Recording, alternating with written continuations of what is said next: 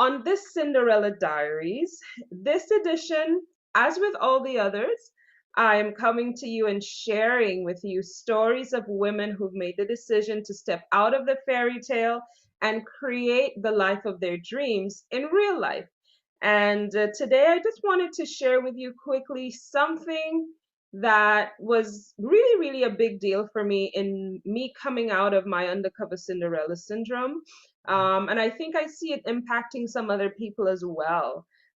Today, I'd really like to share with you my journey with, looking at wealth, looking at the examples of wealth around me and not seeing myself, not really being comfortable being what I saw.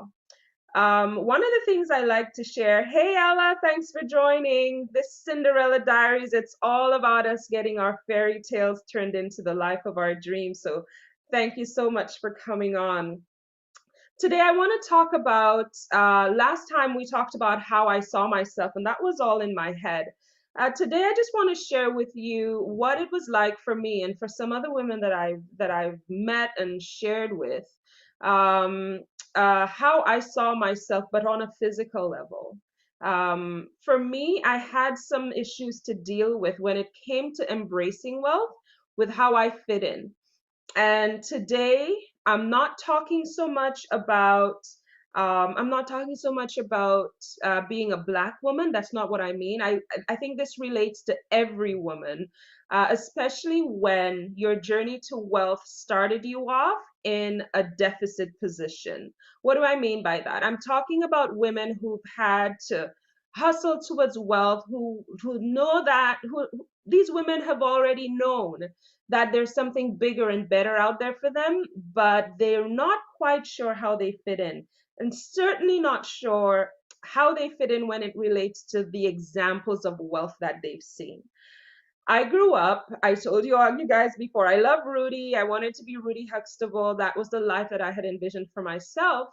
But in my adulthood, I came to watch people like Oprah, who had a great big stage, who had, I mean, she had a stage where people pay attention when Oprah speaks.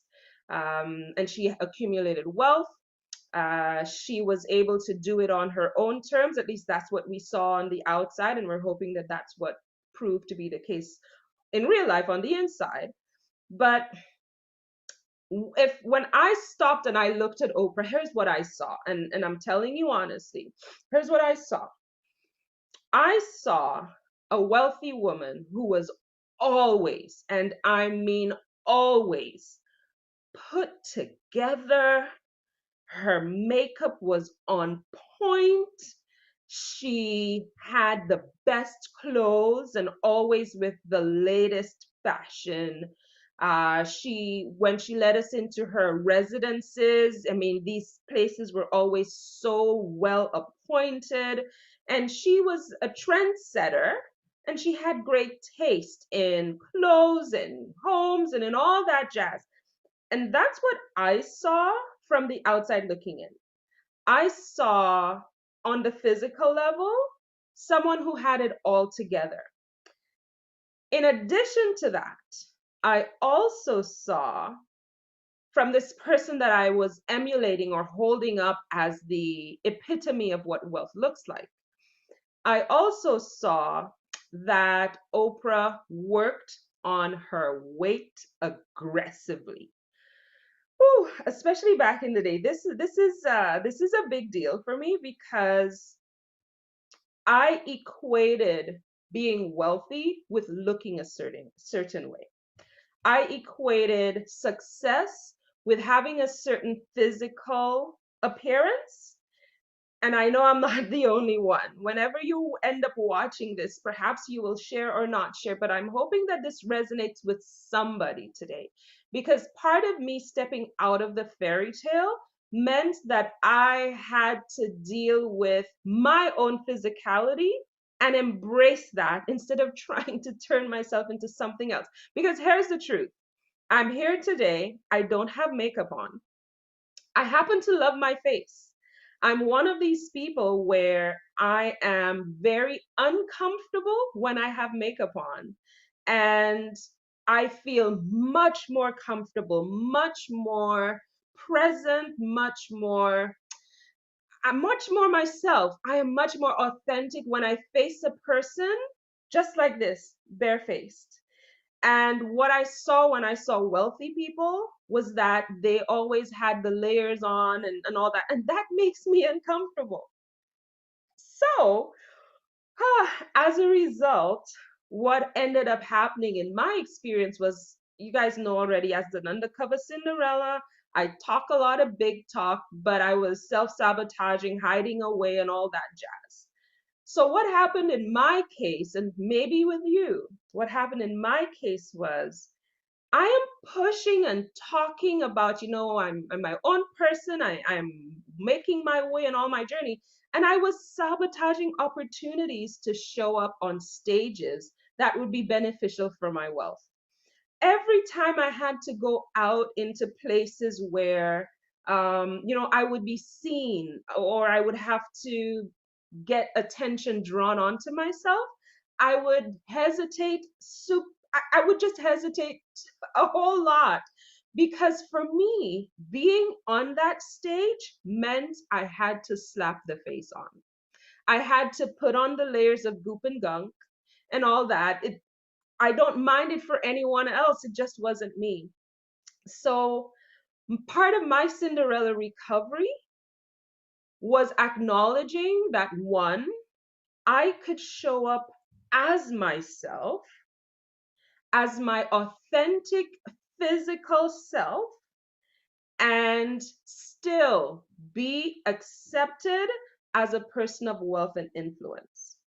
I had to make peace with the fact that whatever size I was physically did not have anything to do with how I would show up in circles of wealth. I had to make peace with the fact that everybody gets to be themselves, and so do I. Thanks, Ella. You are so beautiful as well. And I wish more of us would accept that being wealthy or embarking on the journey to wealth does not have any pre pre-cut figures that you have to fit into. There's no stencil that you have to fit into. And don't get me wrong, if you look at the TV, if you look at the things that society has pushed on us, that is supposed to represent wealth and having made it, sometimes we get thinking that wealth is supposed to look a certain way physically. I want to share with all my Cinderellas tonight that regardless of where you're coming from, regardless of where you are in your wealth journey, regardless of what you happen to look like, you have every right to sit at the wealth tables because you are you, period, full stop. So, somebody like me who is very happy to show up barefaced, I got comfortable showing up barefaced. I will slap on a little bit of lip balm, maybe a little color on my lips, and I'll show up barefaced. Does that diminish me? No, not at all. In fact, if anything, it helps me to show up authentically. If I choose to put anything on my face, that is my choice, not my obligation. I will always show up well showered, very well cleaned up, and well groomed for sure. But I had to make peace with that. And also, I saw size negatives in the physical body, especially for women, the pressure. Oh my goodness, the pressure to show up being size whatever, and that being a representation of success, that haunts a lot of us as women.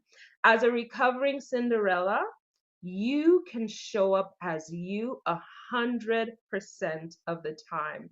100% of the time, you get to be your authentic self and know that you have every right to be where you are, to show up and be yourself. Have the wealth conversations. Do not wait until you know all the tricks of the trade and how to put on the colors or how to look a certain way. It's been many years now since I have just given myself permission to never, I've never owned a pair of Spanx. I have never. I remember trying one of those shapewear things from a department store that was years ago now. And just to get into that thing, I broke out into sweat. I mean, it was like a workout to get into that. And I did it once, I did it twice. I'm like, I can't do that. I don't care where the rolls are, where the bumps are. Every roll on my body tells a beautiful story. That's what I've had to come to. Every scar, every mark, every blotch. And that's part of my authentic story. And I get to choose how I show up. So perhaps you're a Cinderella who's hesitating. Perhaps you don't understand why you keep sabotaging some of the opportunities that are coming your way. Look and see where you may be uncomfortable. As a recovering Cinderella, I invite all women everywhere to step out of the fairy tale. Prince Charming is great to have on hand, but it is not his responsibility to turn your fairy tale into reality. Neither is it the responsibility of a fairy godmother. So, as we're going through the rest of this week, consider, are you afraid to show up as yourself in your wealth journey? And if you are, re listen to this. Ensure that you're showing up authentically. However, you show up physically, I don't care. My aim is that you show up authentically. Come to the wealth conversation as you. So that's it for tonight. Wealth Cinderella Diaries, that's a wrap. It is my pleasure to share these with you, and perhaps you have a Cinderella story that you would like to share. How have you stepped out of the fairy tale and created the life of your dreams? Perhaps it's not exactly what you want it to be yet, but you're on the journey. And that's what we want to celebrate. So thanks so much for sharing with me tonight. I'm looking forward to next Tuesday when we can chat again. Have a wonderful rest of the week. Toodles.